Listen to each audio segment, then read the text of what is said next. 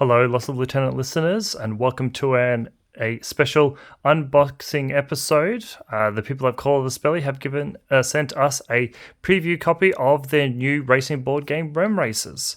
So if we take a quick look at the back here, right? It's a game for two to five players, 14 years and up. It's got quite a lot of content, which we'll go through in a moment.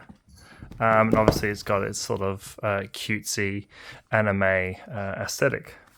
So let's just get into the opening. So first things first, you've got your rule book. I'll also do a bit of a review of the rules. I have had a quick read of the rules. It's a pretty simple game, probably a little bit more complicated than some board games. But if you're a player of Infinity, that's not really complicated rules. Probably isn't really much of a deal breaker for you. We'll take a look at this in a second, but these are all the pieces. So you got your tracks, some of the state markers, the movement templates with their speed attached. I'll go through that when I talk about the rules. And then you've got dice, which is just used for hit and crash and like armor saves and that sort of thing. Very similar to Infinity, except instead of using a D20, you got a D12. You've got your set of cards. Again, I'll open this in a second, but what it has is your equipment as well as your hacker cards. And you got a couple of little pins. This is for making the controllers, which we'll show in a second. You got your little miniatures. Unlike Defiance or some of the other board games I've brought out, like Tag Raid, I don't really see people buying. People buying REM Racer to use the little racing cars in the actual game of Infinity, which is fine. They're nice little sort of hard plastic miniatures. They're just there to sort of represent your car. What I did like about it, and I kind of think this is neat for the main game of Infinity, is that, and again, as the pointers here represent sort of front, side, and back arcs. So you got a Yujing REM. Right, pretty much they all represent the basic REMs in the main game, but with wheels. What I'm assuming is sort of a Hak Islam REM. So again, there we go. Look at that little like scaraby look to it. This one's harder to see with the white light. Your Aleph REM.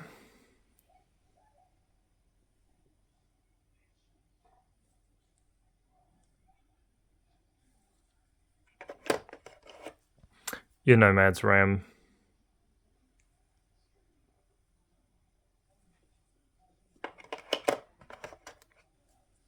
And your Pano REM, all calling back to the REMs that you know and love from the main game.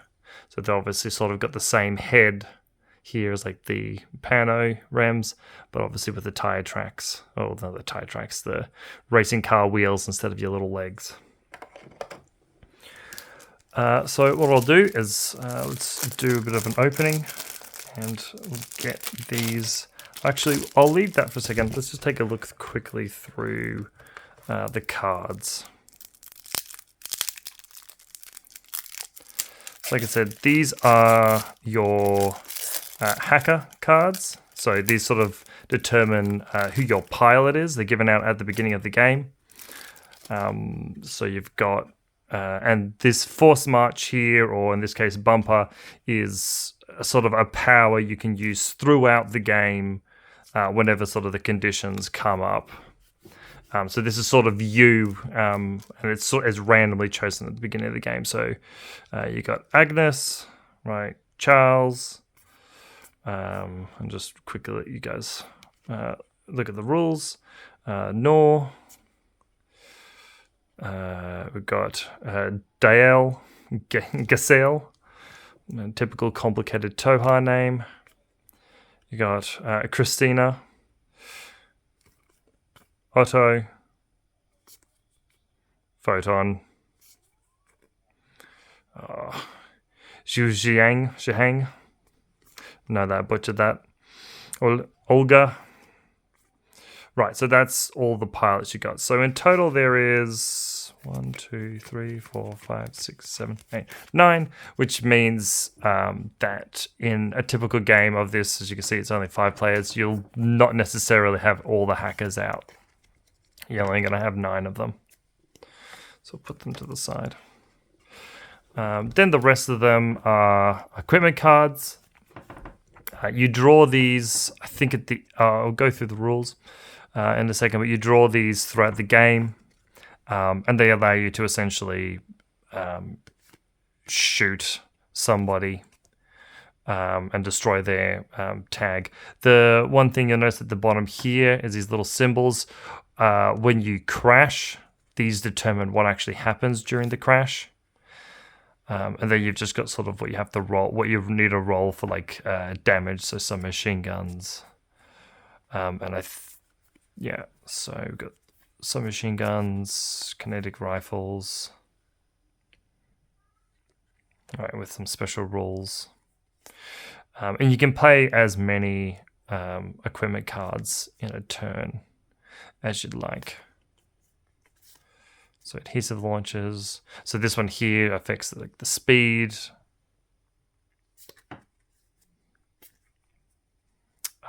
That's one thing we'll go through, is that some weapons do still use a flame template, like a flame template. It's not the one you know from Infinity. It's one for this game.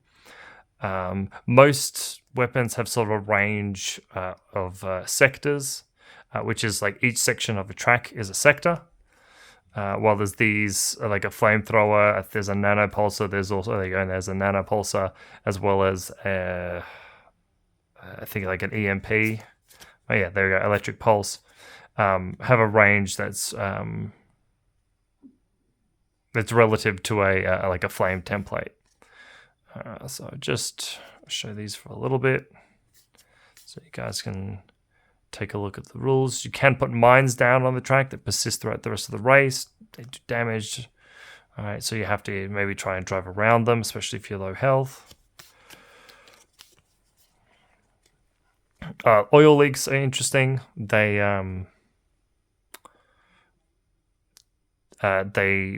cause you to sort of do like a crash in the middle of the track. You sort of swerve around when you hit it. So there's plenty of those. Crazy move, I haven't quite gone through yet, but that's what these tokens are for. Right, they come up with these equipment cards. So one special thing about the electric pulse is you can't change your speed when you've got it. And I think, not that you can't change your speed, you have to move in a straight line. Then you've got drift mode. Right, so you can use this obviously on your own remote.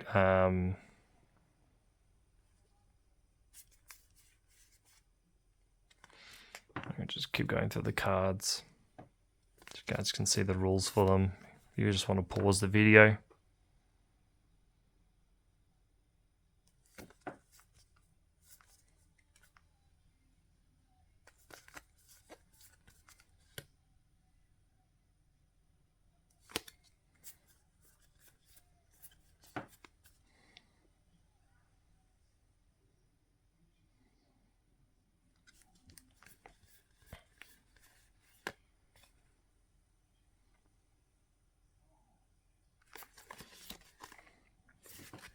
Yeah, that's it for the equipment cards. When I go through the rules, I go through how you hurt your opponents, and when you use the cards, when you draw the cards, and that sort of thing. But let's take a quick look at the tracks and the other pieces for the game. I do like the fact often when you have a board game with pieces like this, sometimes they're not very generous with places to put this. Obviously this has a nice little spot to put it. So we've got our tracks, a couple of movement markers, and then obviously these are most of the conditions that your car might suffer. So they've got the electric pulse, which means you go straight. I think this is stalling, which which happens during a collision, drift mode, crazy movement.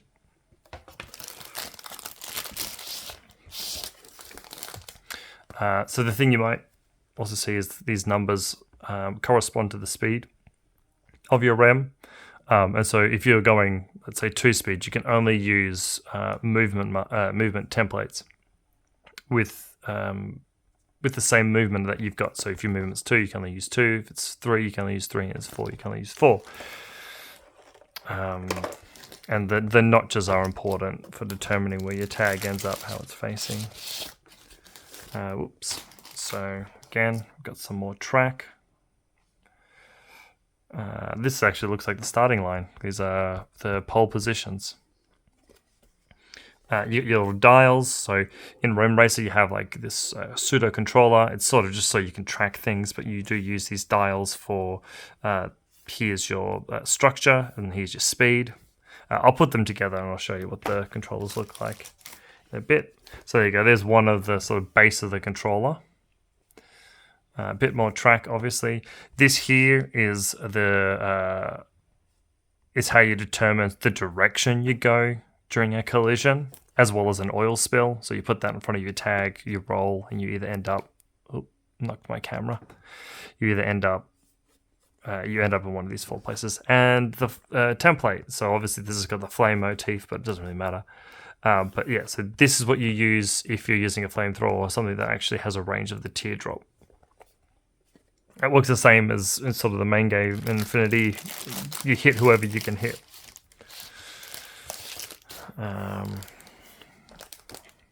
there you go. More tracks. There's the, I guess, nanopulse, or maybe the electric pulse. Yeah, that's the electric pulse sort of template. And that one does a sort of around your REM in the area of the template, so you get sort of a circular blast. And so there you go. So there's sort of to hit your armor, and I think it's either to hit your armor and essentially the BTS of your tag, or it's to hit BTS and armor of your tag. So you use this against things like machine guns and things like that. And this is obviously for the like nanopulses and what have you.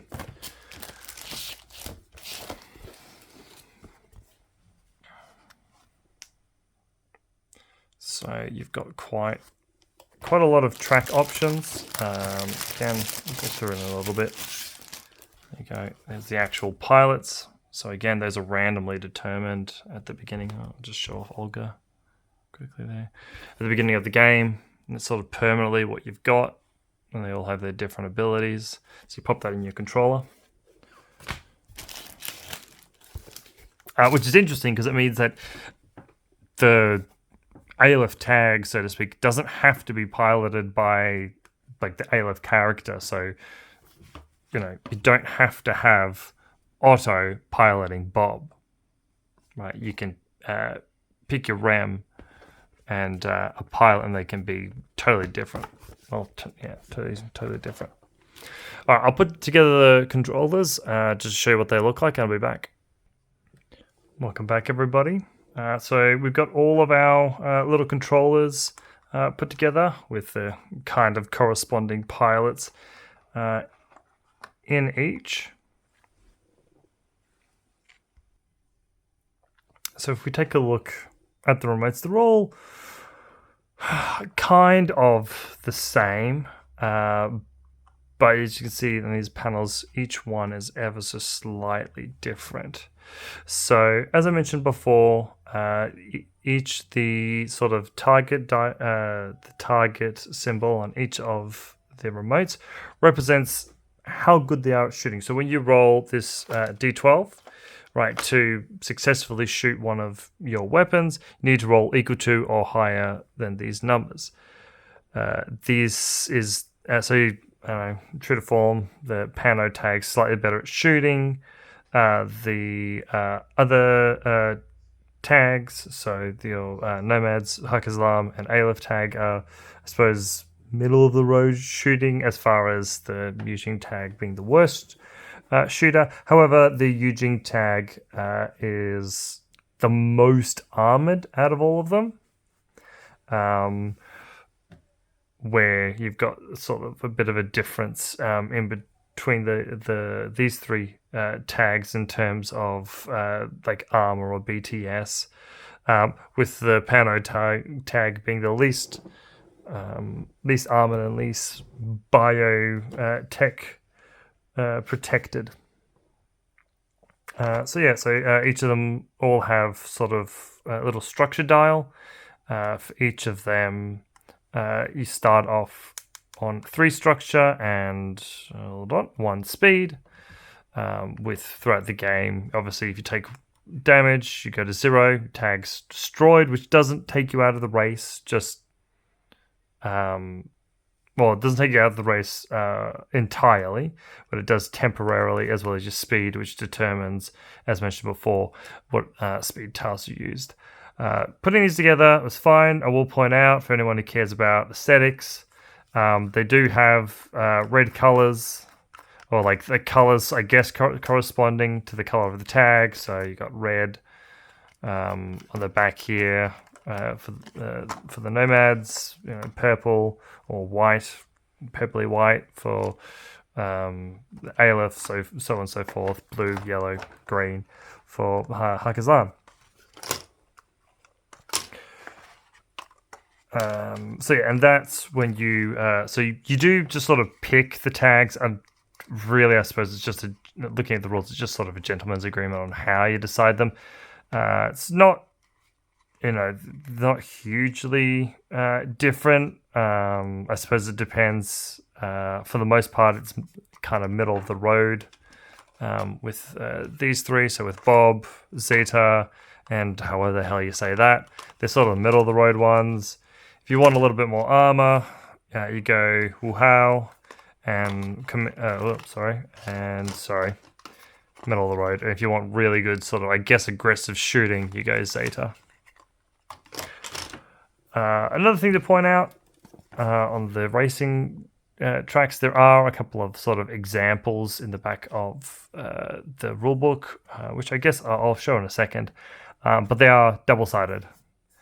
So this piece here is not a great example of the difference between the double-sided pieces. And the differences are only minor, but we've got one here.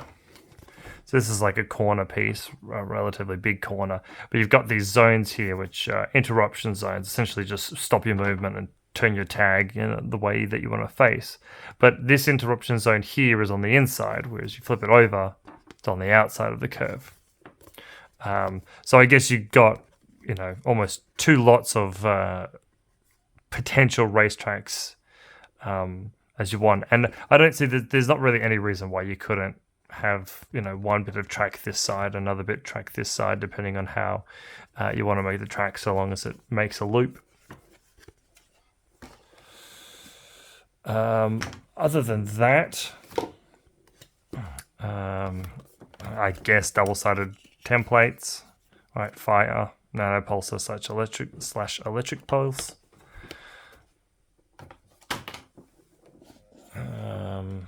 And that's about it. So there's the other little symbols for the other races. I just put in sort of the faction appropriate ones into the controller. Okay, so what I'll do is I will get the rulebook out, and we'll just sort of do a quick presentation, I guess, of the rules. And then I will... I haven't had a chance to play this yet. Luckily for us here in Australia, CanCon is coming up very soon. In fact, the week that this is recorded. And I am hoping, know for sure actually, that we will have a chance to actually play the game. So if you're wondering, that's everything that sort of comes in the box. Sorry about the glare. This should come in the box. Okay, so as I mentioned before, they sort of have a set of example tracks. They do recommend, so these are sort of, I guess, the more advanced ones. They do recommend that you start off with the one they have in the very front, so this track here. But you can sort of build it any way you want.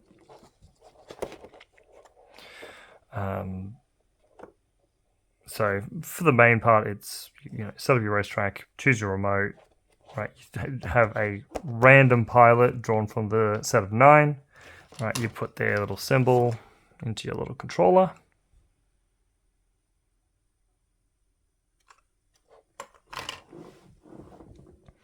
You have your equipment cards, right?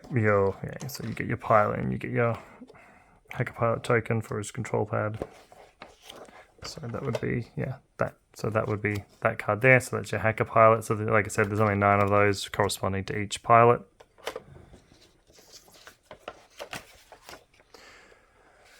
At the beginning of the game, obviously you're full health and you're not really moving. You set your structure to 3 and your speed to 1. Turn order initially is determined with just the dice roll, highest player going first, and then I suppose technically it goes down in order of the dice roll, but I think most people are just going to say whoever gets first and then goes clockwise from there. So that's the assembly diagram for the controller. As I mentioned, you've got your little robots. They're on octagonal bases. So they've got the point for the front arc, right, and for the side arc. So whenever you have to determine what's front and what's back, which way it's going, that's the most important part. Is the car goes forward from its front arc. I'll get into that in a moment. So again, you got the attributes, right? The accuracy, right? Its armor and its BP, it's biotechnological protection. We probably know it as the BTS, as well as starting structure and its starting speed.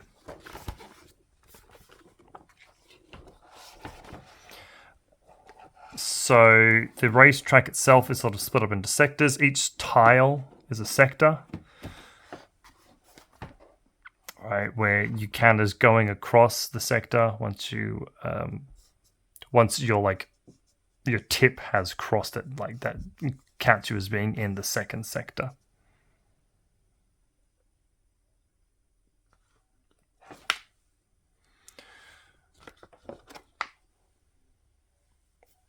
So some equipment cards, right, have a range. The range is done in sectors. Anything that has a range of 0 will affect your remote. I'll go over the equipment cards sort of when they come up in the rules. And then you've got the inner and outer walls, so just the walls of the racetrack, which you can collide with. Which the inner walls you can see there is generally only on hairpin turns. You count as hitting the wall once you go off the track. Again, we'll go there when it talks about collisions. We've got those redirection zones, which I mentioned before, which stop your movement of your REM. You don't have to use them, but you can use them. Stop the movement of your REM and allow you to change its facing, which obviously, if you're about to veer off out of control, can be very useful. The track's also divided up into an outer and inner lane. I guess I'll show it again on this curved piece. So obviously your outer lane is your wider turn, your inner lane is your shorter turn. And when you're on a straight piece of track, so let's say that your track starts off like that, the inner and outer of this straight line is determined by the very next turn. So this would be the inner and this would be the outer. So you take initiative. So there is a sort of initiative order, probably similar-ish to sort of Aristea, not quite, because it's mostly based on your position on the racetrack. So when you're in your pole position, right, you just got 1, 2, 3, 4, 5. Right, the guy in first place goes first, and so on and so forth. The rest of the game is determined by who's in the lead. So whoever's in the lead gets to go first. Whoever's in second goes second, so on and so forth. Draws and that sort of thing are determined by being in the inner, so the outer and inner zone, where draws inevitably are just decided by a dice. So there's the rules for it there. So each player turn, you perform a move and you play an equipment card, which you don't have to do. You change your speed and then you end your turn.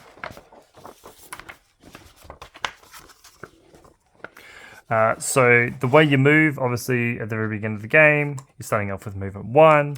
So you're going to use your number 1 movement. So here's the straight movement templates. So 1, 2, 3, 4.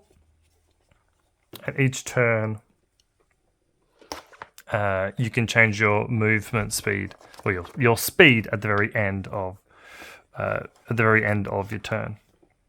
So you can pick any template so long as it has the number that's corresponding with your current speed. Your place, so as I mentioned before, this is where sort of the shape of the REM is important. So I'm just going to get an actual template out here. So the important part is when you're going to move on the racetrack. I'll even get a piece of racetrack out as well. Right, you essentially put your, let's say our friend is here in first position. You put this, and so that the REM's the REM's base fits in that notch, and then you move it to the end of that movement template again, fitting into that notch there. So if this was a curved one, which I'll grab, and you see this plenty throughout the diagram, is you would start there and you would end up facing obviously to the side just a little bit. So anyway, that's how you do movement.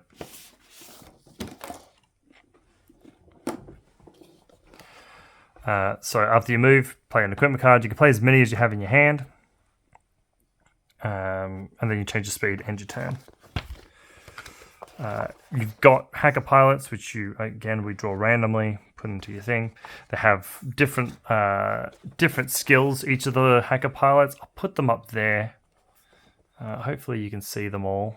They were also on the cards, just to remind you of what they were. I'll put them all there just so you guys can read them. But obviously they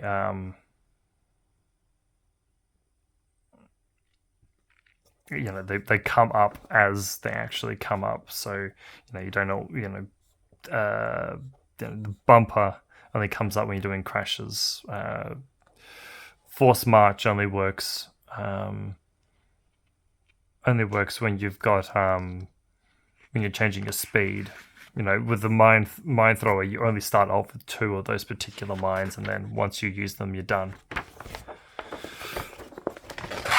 And then we come to equipment cards. So this is sort of the setup of the equipment cards. You've got the type of damage that they do here. So this is essentially the difference between doing damage against armor and damage against BP or BTS. The number of dice you roll, right? So the number of dice you roll against your accuracy, and as well as its range. So it's range in sectors.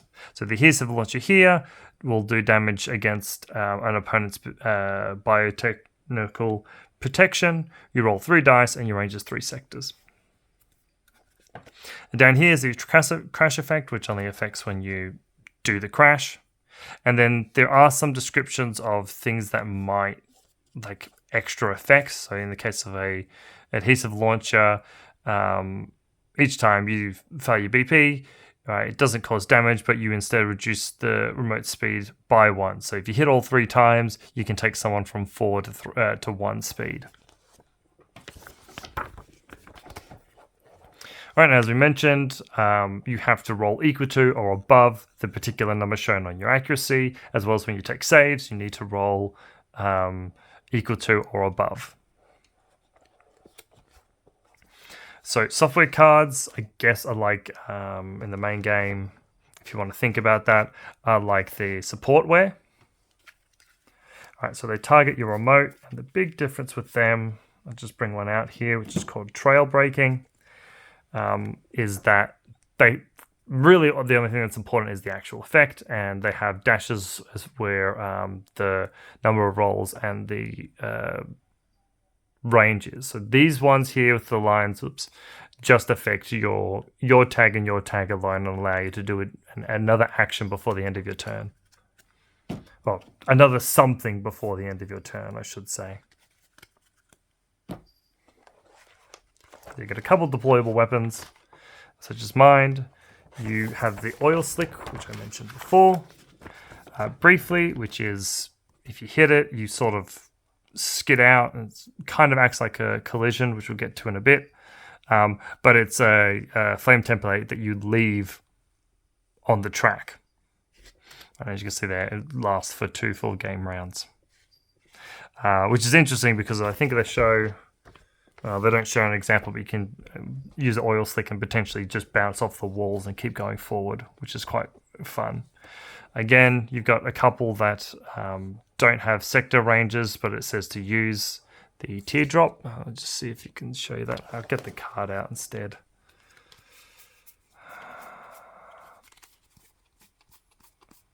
So there you go. Let's not do the actual part. There you go. So the nano pulsar. Right. Place the teardrop template in contact with your remote. All remotes hits suffer 2 energy attack hits.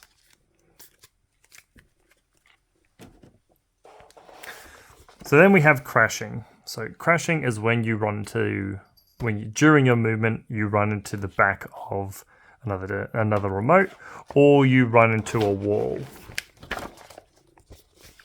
So it's not particularly complicated, right? Once you hit another REM, right, you stop in contact with that REM. You place in front of that particular REM the crash token. Let me see if I can quickly find that one. That token.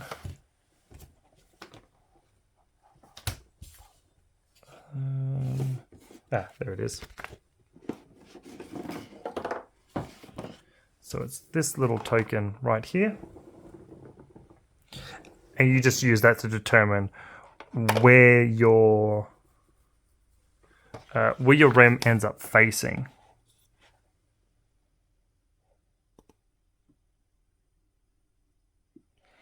As well as it moves ever so little bit.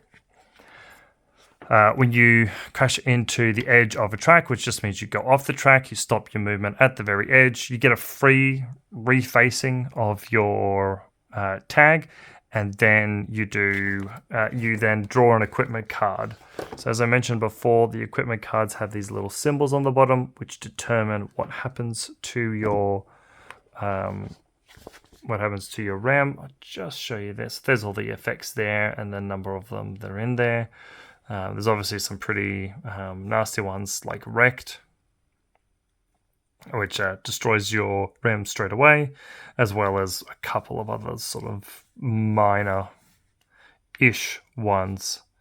Like the Rebound there, you essentially treat it as a collision. So if you do it strangely, you can actually bounce along if you get very lucky. You can have multi-REM pile-ups. So if you hit a REM that hits another REM, you essentially do the same.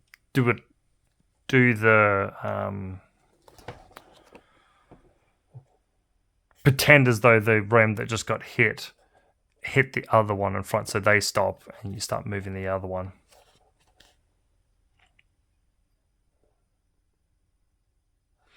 So, destroyed remotes. So if you do reach, or you get the reach 0 structure, or you get the if you reach 0 structure, or you get the wrecked result in the collision, your REM is destroyed. However, that doesn't take you out of the game.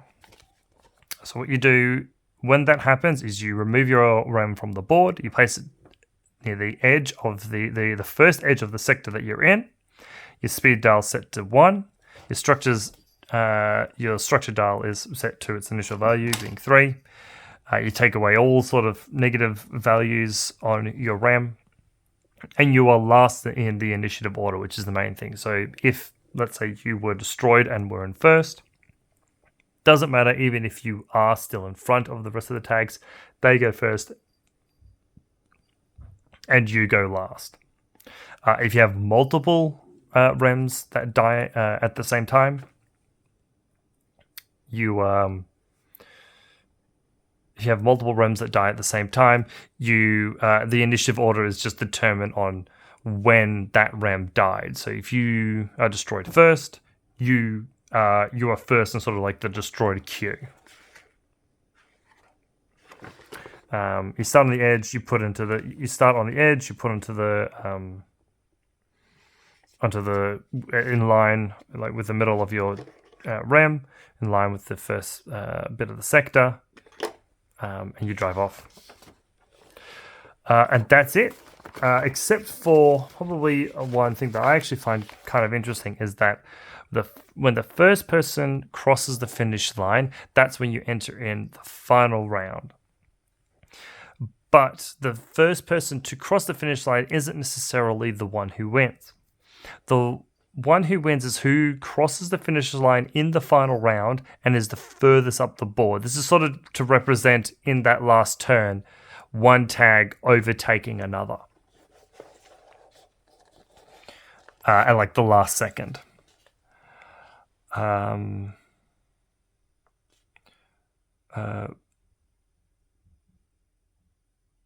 But yeah, that's the rules for REM Racers. So I think it's relatively simple. I think it takes a little bit to learn. I don't think it's necessarily something that's like picked up straight away. You know, like something that it's not the simplest board game. But honestly, I can see it being a lot of fun. So here's sort of a like a summary of most of the effects. And what I'll do is I'm just going to go and read the cards for Crazy Move, Drift Mode, some of these other ones that aren't quite explained just by the symbols. And we'll get into the last little bits of the rules. Okay. So finally, just with the rules, the REM Racer does have a little bit of reading the card explains the card. So you have symbols for particular states that you have here. This being stalled, I think, but these two being drift mode and crazy move. So these are negative effects that your REM your REM can put on another REM. Crazy move being that you can only take particular turns, as well as drift modes. Now, I'll just quickly take a look. So I think they're both on.